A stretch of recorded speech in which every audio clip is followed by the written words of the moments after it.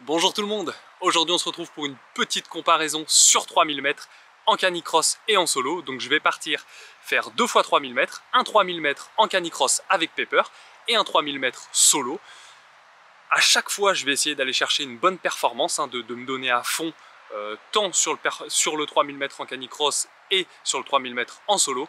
Et puis l'idée ça va être de comparer les deux performances pour voir à quel point le canicross peut apporter en énergie, en gain de puissance, et à quel point ça peut permettre d'aller chercher de super perfs, et puis de tout simplement réaliser en fait une comparaison entre les deux sur une distance assez courte, sans trop être courte, mais sans aller chercher... là je suis en train de m'embrouiller, ouais, je suis en train de m'embrouiller. Vous avez compris l'idée. Du coup, on est parti. Oui, on va partir. On va partir. Oh, on va partir. Toi, t'es impatiente, hein? Impatiente, hein? Ouais, t'es impatiente.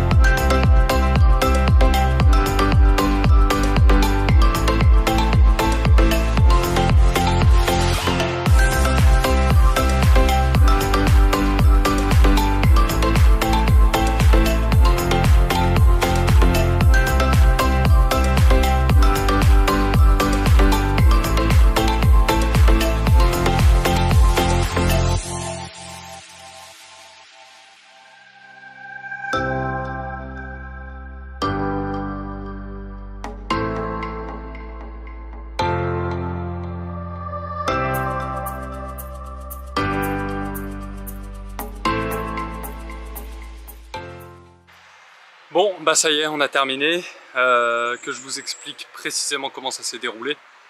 J'ai commencé par un petit échauffement, bien sûr, avec Pepper. J'ai enchaîné les 3000 mètres avec Pepper. Je me suis ensuite laissé 15 minutes de récupération avant de refaire un tout petit échauffement et de partir sur les 3000 mètres solo. Voilà, pour vous expliquer les modalités. Bah vous le voyez, hein, il n'y a pas photo. Il n'y a vraiment pas photo. Et même je dirais même que la différence est énorme. Elle est vraiment énorme. Là où je fais 10,30 sur 3000 mètres en solo, je fais 9,09 avec Pepper. Donc ça fait plus d'1 minute 20 d'écart sur seulement 3000 mètres. C'est énorme, hein. C'est vraiment énorme. De toute façon, vous verrez la différence de vitesse durant la course qui est claire et nette, hein. Donc vous voyez clairement l'apport d'énergie, de puissance, le gain voilà, de performance qu'apporte le canicross. Et c'est tout le plaisir aussi de ce sport, hein, pardon, c'est de partager un moment incroyable avec son chien et puis d'aller chercher des performances qu'on est incapable d'aller chercher en solo. Donc c'est un sport vraiment incroyable, mais qui est quand même relativement différent, qui n'est pas relativement différent de la course à pied, mais qui prend une autre dimension en termes de performance et qui permet d'aller chercher de plus grosses perfs, des perfs qu'on est incapable d'atteindre en solo. Donc voilà, on le voit juste sur 3000 mètres à quel point c'est parlant. Je referai des comparaisons sur de plus petites distances, sur de plus grosses distances. Bien sûr, plus on augmentera la distance et plus la différence notée sera importante. Mais je pense que ça peut être intéressant, par exemple, de comparer 10 km, 5 km, voilà, de comparer des distances un petit peu plus grandes. Et puis de voir à quel point on est capable de faire mieux en canicross et à quel point on est capable d'aller chercher de meilleures performances. En tout cas, j'espère que cette petite vidéo vous aura plu. Il y a plein de vidéos canicross qui vont arriver prochainement sur la chaîne, donc tenez-vous prêts. Et en attendant, bah voilà.